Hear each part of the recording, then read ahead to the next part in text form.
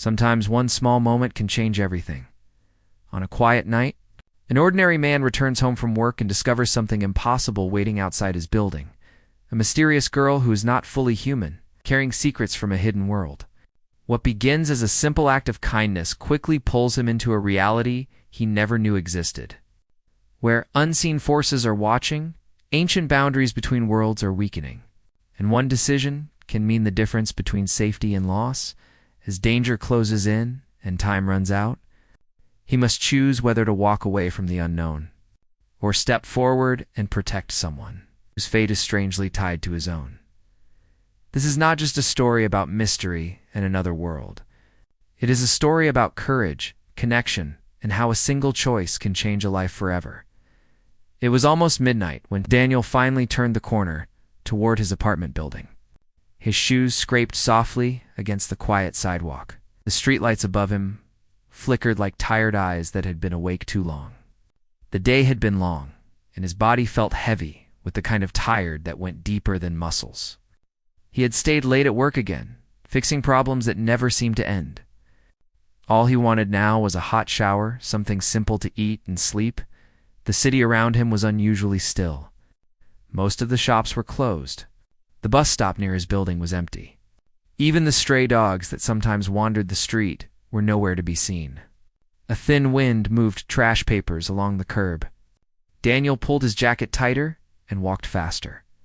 As he reached the entrance of his apartment complex, something caught his eye near the large trash bins at the side of the building. At first, he thought it was just a pile of old blankets, or maybe someone had dumped a bag of clothes. But then the shape moved. Daniel stopped walking.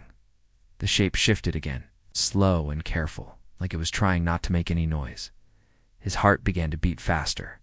He stood there, frozen, watching. A soft sound came from the darkness. Not a voice. Not an animal sound. Something in between. Daniel swallowed. He was not the type of person who went looking for trouble. Normally, he would have walked straight inside and locked the door behind him.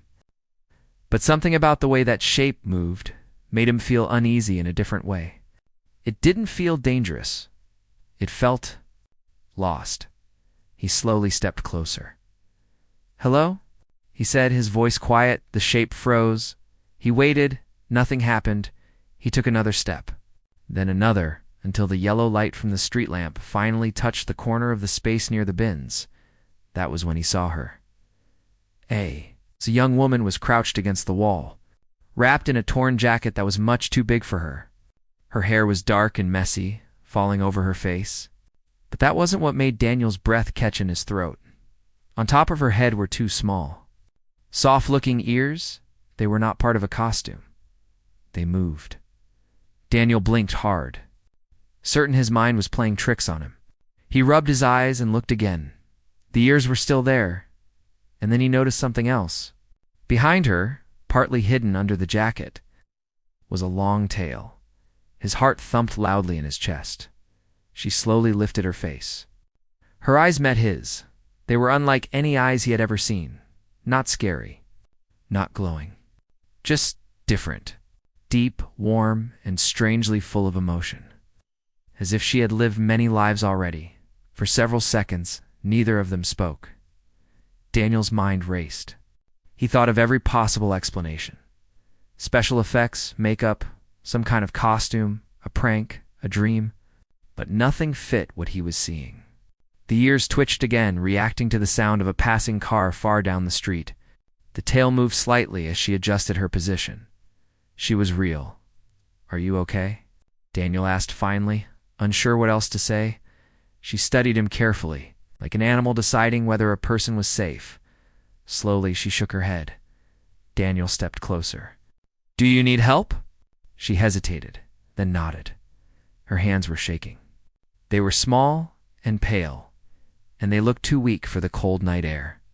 A thin line of dried blood was visible near her wrist. He noticed that her shoes were worn and torn, and her clothes were dirty, as if she had been outside for a long time. He felt something tighten in his chest. "Can you stand?" he asked. She tried, but her knees gave out. Daniel moved forward without thinking and caught her before she hit the ground. She was much lighter than he expected. He helped her lean against the wall. She winced. "You're hurt," he said. She nodded again.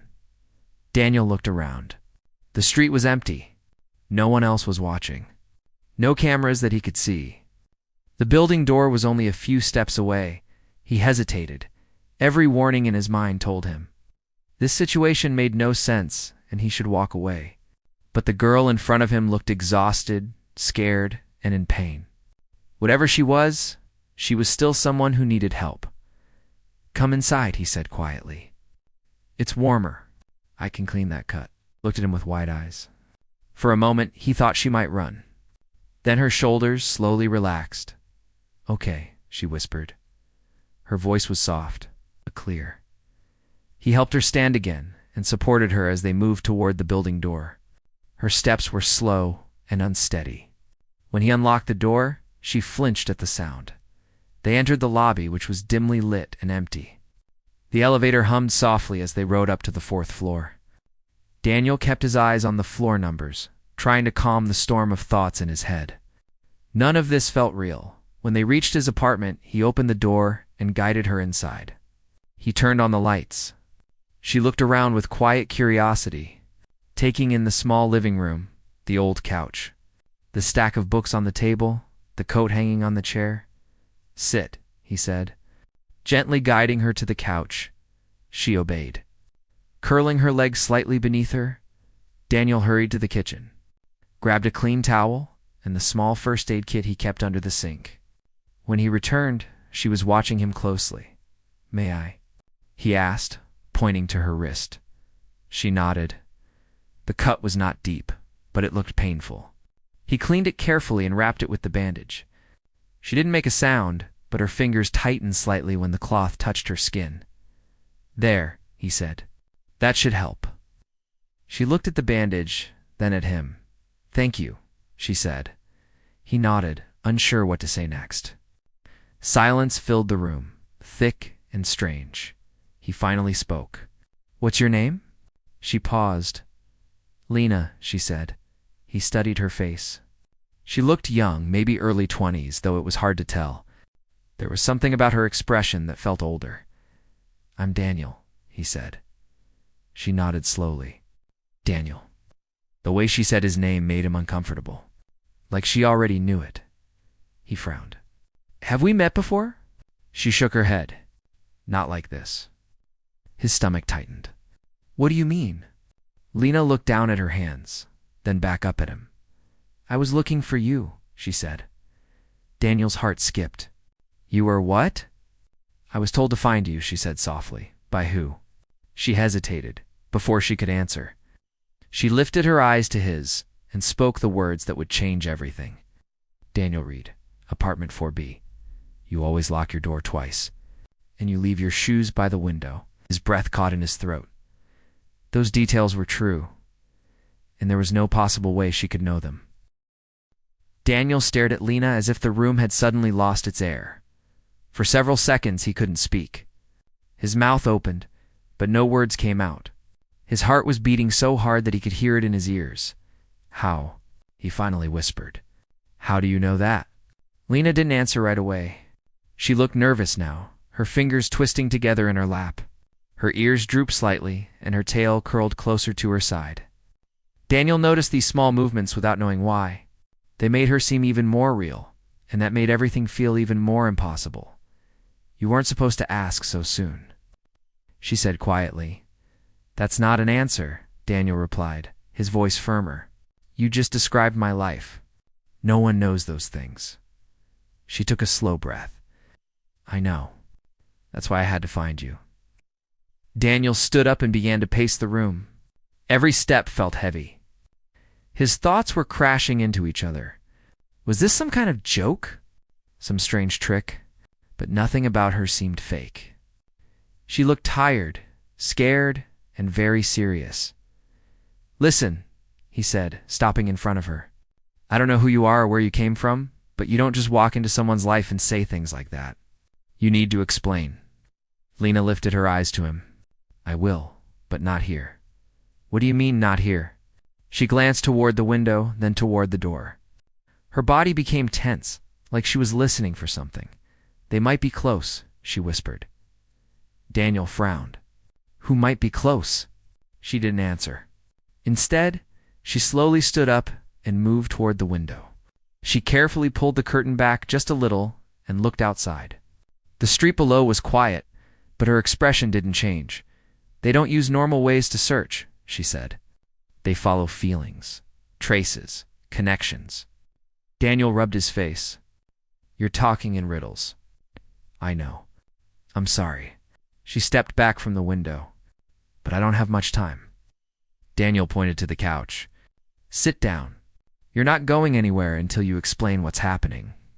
She hesitated, then sat again. Her shoulders were tight. "Daniel," she said softly, "everything I'm about to tell you sounds impossible. But it's the truth." Crossed his arms. "Try me." She swallowed. "I don't fully belong to this world." He waited for the punchline. "None came. I was born somewhere else," she continued. "A place hidden from people. We learned how to move between worlds long ago. Most of us stay there. I didn't." Daniel shook his head. "This is crazy, I know. You expect me to believe that you're from another world?" She looked at him steadily. "You're already looking at my ears and tail. What part of this seems normal?" He had no answer. Lena continued. "Years ago, something went wrong. A group of us were trapped here. Some were taken. Some disappeared. I was only a child." Daniel's chest felt tight. "What does that have to do with me?" She met his eyes. "You helped me." His breath caught. "I've never seen you before. You saw me," she said. "You just don't remember." Daniel's mind flashed with old memories. Walking home from school. A rainy evening. A strange sound in an alley. He had once called the police about an injured animal he thought he saw. They never found anything. "You were young," Lena said, as if reading his thoughts. "You found me hiding. I was scared and hurt. You gave me your jacket. You stayed with me until help came. You didn't ask questions? You didn't tell anyone what you saw?" His heart pounded. He remembered the jacket. He had lost it that night. "That was you?" he whispered. She nodded. "You saved my life," she said. Silence filled the room. Daniel sat down heavily in the chair. His hands were shaking. "So you came to thank me?" he asked. She shook her head slowly. "I came because they're coming back." "Who is they?" "The ones who captured us before." Fear ran through him. "Why me?" "Because they know you're connected to me. They've always known." He stood up again. "No, this is too much. I'm just a normal person." "That's why you matter," she said. "You're not part of their world. They can't predict you." Daniel stared at her. "What do you need from me?" She hesitated. "Protection. Time. A place to hide." He laughed softly, without humor. "From who?" "People from another world." "Yes." He looked toward the door, then back at her. "Why would I agree to that?" Lena stood and walked toward him. She stopped just a few steps away. Her eyes were full of something he couldn't name. "Hope, fear, trust, because you already did once," she said. He felt something shift inside him. Before he could answer, a low hum filled the room. The lights flickered. The air felt heavy, like a storm was about to break. Lena's ears flattened. "They found me." Daniel's heart raced. Now she nodded. "We have to go now." "Go where?" "Anywhere but here." He grabbed his jacket and keys without thinking. Through the back stairs? They moved quickly. The hallway felt longer than ever. The stairwell echoed with their footsteps. When they reached the ground floor, the front door was blocked. Two tall figures stood outside, their faces hidden by the shadows of the streetlights. They weren't moving, just waiting. Lena froze. Daniel pulled her toward the side exit. They slipped into the night. The cold night air hit Daniel's face as he pushed the side door open and stepped outside with Lena close behind him. His heart was racing so fast that it felt like it might burst. He didn't stop to think. He only knew one thing. They could not stay. They ran. The quiet street suddenly felt alive with danger. Every shadow looked like it was moving. Every sound made Daniel glance over his shoulder. Lena stayed close to him, her steps light but quick, her tail pressed tightly against her leg. "Where are we going?" Daniel whispered as they hurried past parked cars. "Anywhere they won't expect," Lena replied. They turned down a narrow street that led toward the old part of the city. The buildings were older there, closer together, their windows dark and silent. Daniel slowed only when his lungs started to burn. They stopped in front of an abandoned bus stop shelter. The glass was broken, and weeds pushed through the cracks in the pavement. It was hidden from the main road. Lena sat down slowly, trying to catch her breath. "They won't search this area first," she said. "They don't like places that feel forgotten." Daniel leaned against the wall, his hands on his knees. His mind was spinning. "Those people outside my building," he said between breaths. "They didn't look normal." "They aren't," Lena said. "They're watchers." "Watchers for who?" "For the group that wants me back." Daniel ran a hand through his hair. "You keep saying that, but you haven't explained why." Lena looked up at him. Her eyes reflected the weak light from a nearby street lamp. "They study our world," she said. "They always have. They believe some of us belong to them. When someone escapes, they hunt." Daniel swallowed. "So you're running?" "Yes." "How long?" "Most of my life." Silence fell between them. Daniel finally spoke. "You said I helped you once. Why didn't they take me then?" "They didn't know who you were yet," Lena answered. "They know now." Daniel felt a chill. "Why?" "Because when someone saves one of us, the connection stays. They can trace it." Daniel laughed softly. "Great, so I saved a stranger, and now my life is a disaster." Lena's expression softened. "You gave me hope. That matters." A sudden sound echoed from far away. Footsteps, voices, but strange, flat, like they didn't belong to real people. Lena stiffened. "We can't stay."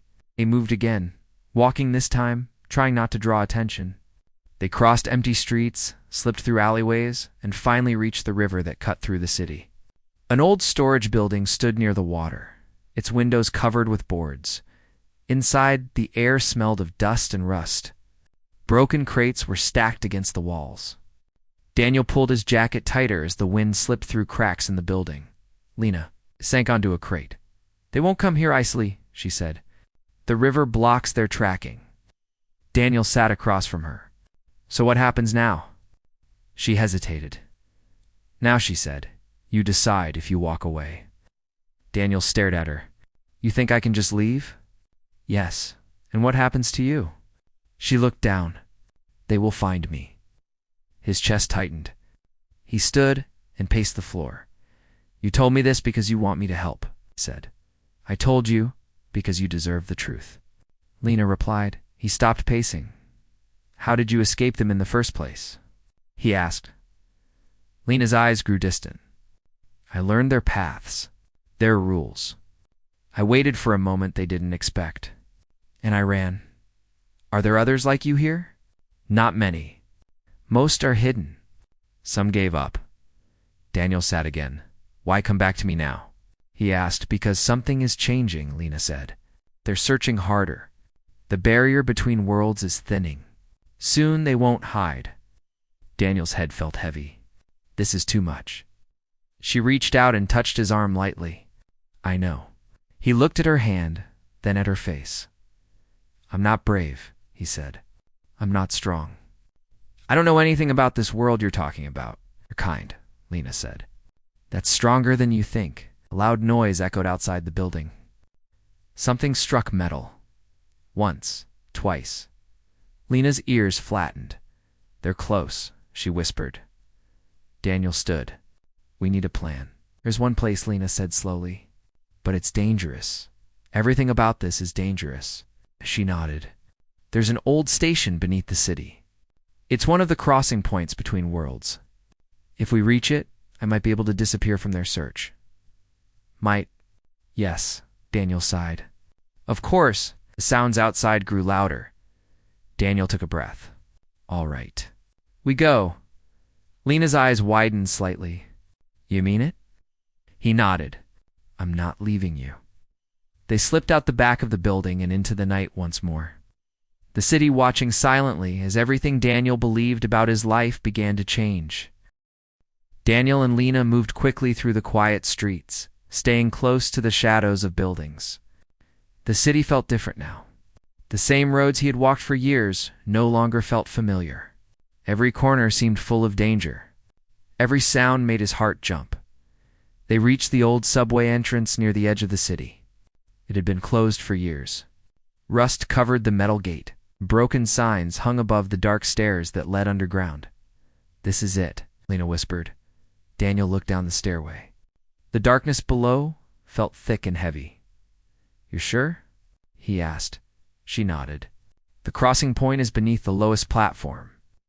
They slipped through a gap in the fence and started down the steps. The air grew colder with every step. Their footsteps echoed softly. Water dripped somewhere in the distance. Daniel turned on the flashlight from his phone. The weak light showed cracked walls and old posters peeling from the stone. They reached the bottom and followed a narrow tunnel that sloped deeper underground. Lena walked carefully, her ears twitching at every sound. They'll follow, she said. I know, Daniel replied. They finally reached the abandoned platform. The tracks were rusted, and broken benches lay scattered across the floor. At the far end of the platform, the wall was covered in strange symbols carved into the stone. Lena's breathing grew faster. This is the place. Daniel stepped closer. The air near the wall felt different, warmer, like standing near a hidden fire. What do we do? He asked. Lena pressed her hand against the symbols. They glowed softly, before anything else could happen. A slow clap echoed behind them. They turned. 3 figures stood at the entrance of the platform. Their faces were calm, their eyes empty. They did not look tired or angry. They simply watched. You ran far, one of them said. Lena stepped back. Leave us alone. You belong with us, the figure replied. Daniel stepped in front of her. She belongs where she chooses. The figure tilted its head. You are only human. You do not understand. Maybe not, Daniel said. But I know right from wrong. The figures moved closer. Lena whispered, Daniel, when I open the crossing, I may not be able to come back. He turned to her. What? This door isn't meant for humans, she said. Once I pass through, it will close. I won't know where I'll end up. Felt his chest tighten. Then don't do it. I'll never stop, she said. The figures. We're only a few steps away now.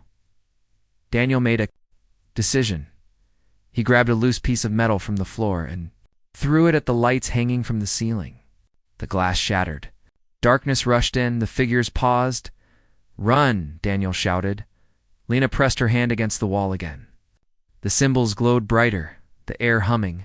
The figures lunged forward. Daniel stood between them and Lena. His heart pounding, the wall shimmered and opened like a door made of light. Lena looked at Daniel, her eyes full of emotion. Thank you, she said. He nodded. Go. She stepped back, then disappeared into the glowing opening. The light vanished. The figures stopped.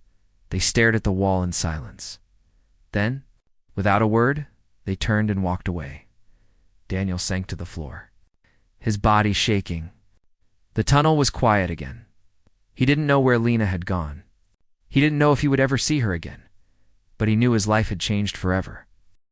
Daniel remained on the cold platform for a long time after the light disappeared. The silence felt heavy, pressing against his ears. His hands were shaking and his heart was still racing. He kept staring at the place where Lena had vanished, half expecting the glowing door to appear again. It did not.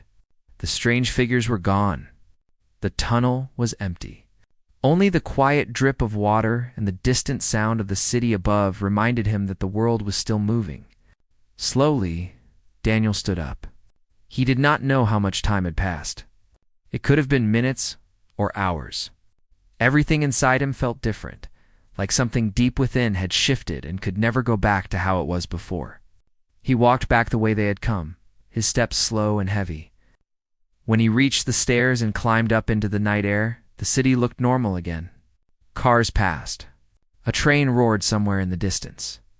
People laughed on a corner far away. No one knew what had just happened beneath their feet. Daniel returned to his apartment as the first light of morning began to touch the sky. The building stood quiet and unchanged. The door of his apartment opened just like always. His shoes were still by the window. But everything inside him had changed. The next few days passed in a strange blur. Daniel went to work. He answered emails. He nodded during meetings. But his mind was somewhere else. Every time he closed his eyes, he saw Lena's face. He remembered the fear in her voice, the hope in her eyes, and the trust she had placed in him. Sometimes he thought he heard her voice in the quiet of his apartment. Sometimes he swore he saw a shadow move where no one stood. Weeks passed. Then one night, as Daniel sat by the window watching the city lights, he felt something warm in the air. Not heat, not sound, a feeling. He stood up slowly. On the glass, just for a moment, he saw the faint shape of a symbol. The same symbol he had seen on the wall beneath the city. Then it was gone. Daniel smiled for the first time in days. He did not know where Lena was. He did not know what world she had reached, but somehow he knew she was safe. And that was enough. The end. Do subscribe, please.